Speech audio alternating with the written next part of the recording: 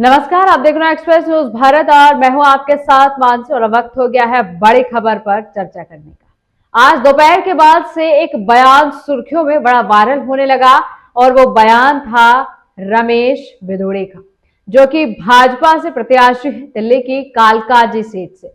और उसके बाद प्रत्याशी होने के बाद आपने ऐसा बयान दिया जिस पर राजनीति शुरू हो गई।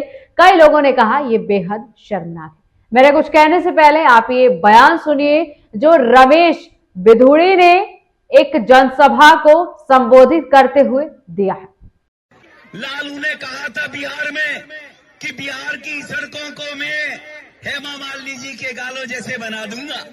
लालू ने झूठ बोला था, नहीं बना पाया, लेकिन मैं आपको विश्वास दिलाता हूं, जैसे ओखले की सड़कें हमने बना दिए, संगम बिहार की सड़कें बना दिए, इसी प्रकार से कालकाजी भी सुधार कैंप के सामने वाली, बराबर वाली, अंदर वाली सारी की सारी सड़कें प्रियंका गांधी के गाल जैसे जरूर बना देंगे। रमेश बिधूड़ी ने यह बयान कांग्रेस की वरिष्ठ नेता या फिर लीडर कहें प्रियंका गांधी के लिए दिया है। और ये बयान उन्होंने कहा है कि हम दिल्ली की सड़कें प्रियंका गांधी के गालों जैसे बनवा देंगे। जैसे ही यह बयान वायरल हुआ, इस पर राजनीति होना शुरू हो गया। सभी रमेश बिधूड़ी जी को संस्कार, तमीज, ऐसी ऐसी बातें सिखाने लगे कि क्या एक आदमी होने के नाते आपको ये सारी चीजें शोभा देती हैं। उसके बाद वरिष्ठ नेता सुप्रिया सीनेर भी निकल कर आते हैं और वो भी कहती हैं, बीजेपी वस्तुतः महिला विरोधी है और इसका प्रमाण वो बार बार देते हैं। बीजेपी के पूर्व सांसद और अब कालकाजी दिल्ली में उनके विधायक उम्मीदवार रमेश बिधूड़ी जी का प्रियंका गांधी जी के संदर्भ में दिया हुआ बयान न सिर्फ शर्मनाक है, बल्कि उनकी असली कुत्सित महिला विरोधी मानसिकता को दिखाता है।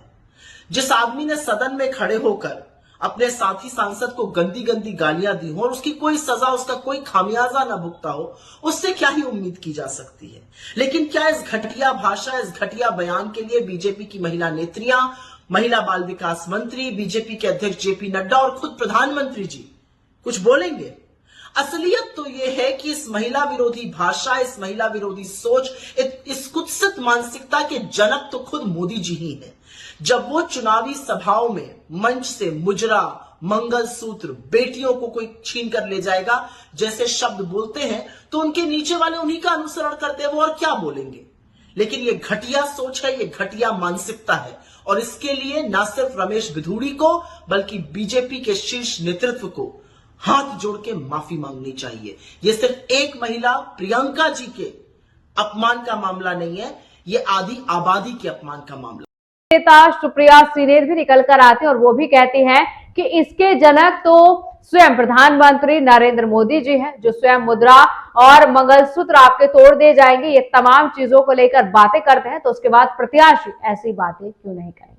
देखिए, आपको पता है कि दिल्ली में विधानसभा चुनाव होने, इस पर बीजेपी ने भी अपनी लिस्ट जारी कर दी है और आम आदमी पार्टी ने भी अपनी लिस्ट जारी कर दी। लेकिन उसके बाद रमेश बिधूड़ी का बतौर भाजपा प्रत्याशी होना, ऐसा बयान देना, इसके दो मायने निकाले जा रहे हैं। एक मायने निकाले जा रहे हैं कि वो अपनी तरफ पूरी राजनीति आकर्षित करना चाहते हैं, और दूसरा मायना निकाला जा रहा है कि आप भाजपा के प्रत्याशी होने के बावजूद, जहां भाजपा बड़ी बड़ी बातें करती है, बड़े बड़े वादे करती है, कैसे बयान आपको देना शोभा देता है। जहां प्रधानमंत्री नरेंद्र मोदी कहते हैं कि देवी महिला पूजनीय होती है, उनको पूजा जाना चाहिए, उसके बाद उन्हीं की पार्टी के प्रत्याशी ऐसा अशोभनीय बयान देते हैं। लेकिन उसके बाद वो ये भी कहते हैं, जब उनसे पूछा जाता है कि आपने बहुत विवादास्पद बयान दिया है, रमेश बिधूड़ी जी भी बड़े शौक से कहते हैं और निडर होकर कहते हैं, डंके की चोट पर कहते हैं कि मैंने कोई विवादास्पद बयान नहीं दिया है। पहले आप लालू जी से जाकर माफी मांगे। अभी लालू जी वाला क्या मुद्दा है? लालू जी वाला मुद्दा यह है कि एक बार लालू यादव ने भी यही कहा था कि हम बिहार की सड़कें हेमा मालिनी के गालों जैसी बना देंगे। आप सोचकर देखिए, क्या एक नेता के तौर पर जहां आप जनता का प्रतिनिधित्व करते हैं, कैसी बातें आपको शोभा देती हैं, और उसके बाद आप मुखातिब होकर कह देते हैं कि हमने कोई अशोभनीय बात नहीं की है। उसके बाद रमेश बिधूड़ी भी यही कहते हैं कि लालू यादव ने माफी मांगी, जब उन्होंने कुछ गलत नहीं कहा तो मैंने भी कुछ गलत नहीं कहा। रमेश बिधूड़ी ये भी कहते हैं कि लालू यादव कहा करते थे हेमा मालिनी के गालों जैसे सड़कें बना देंगे, वो तो नहीं बना पाए, लेकिन मैं आपसे कह रहा हूं कि हम प्रियंका गांधी के गालों जैसी सड़कें बना देंगे और बनाकर दिखाएंगे।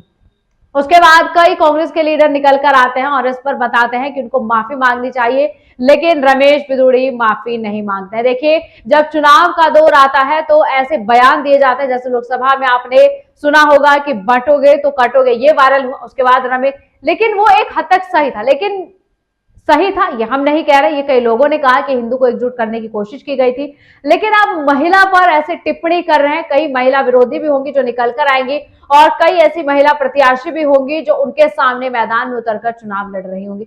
देखिए, बेहद ही अशोभनीय और शर्मनाक बयान है जो रमेश बिधूड़ी ने दिया। इस पर कई लोगों की प्रतिक्रिया भी आ रही है और लोग बता रहे हैं कि भाजपा नेता होने के साथ साथ उनको ये चीजें बिल्कुल भी अच्छी नहीं लगती। अगर वो ऐसी चीजें करते हैं तो ये करना बेहद ही शर्मनाक और निंदनीय है।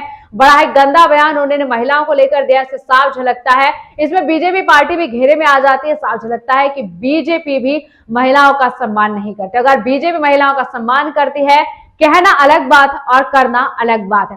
वो कहा जाता है कि बीजेपी की करनी और कथनी में बेहद ही फर्क है। यहाँ पर साफ दिख जाता है, लोग ऐसा आरोप लगा रहे हैं और इस पर बड़ी बड़ी राजनीति हो रही है, क्योंकि कहीं ना कहीं प्रियंका गांधी उनसे वरिष्ठ भी है, उनसे बड़ी भी है और कहीं ना कहीं वो कांग्रेस की बड़े लीडर माने जाते हैं। उसके बाद ऐसा विवादास्पद बयान देना ये बेहद ही निंदनीय है और बेहद ही दुख का कारण है। सभी लोग कह रहे हैं कि बेहद ही गंदा बयान रमेश बिधूड़ी की तरफ से दिया गया, लेकिन रमेश बिधूड़ी साफ कहते दिखाई दे रहे हैं कि वो माफी नहीं मांगेंगे, उन्होंने कोई विवादास्पद बयान नहीं दिया। उसके बाद आपने पूरी रिपोर्ट देखी, ये पूरी वीडियो देखी कि कैसे रमेश बिधूड़ी हंसते हुए महिलाओं के ऊपर ऐसी बयानबाजी कर रहे हैं जिसमें प्रियंका गांधी को उन्होंने निशाना बनाया।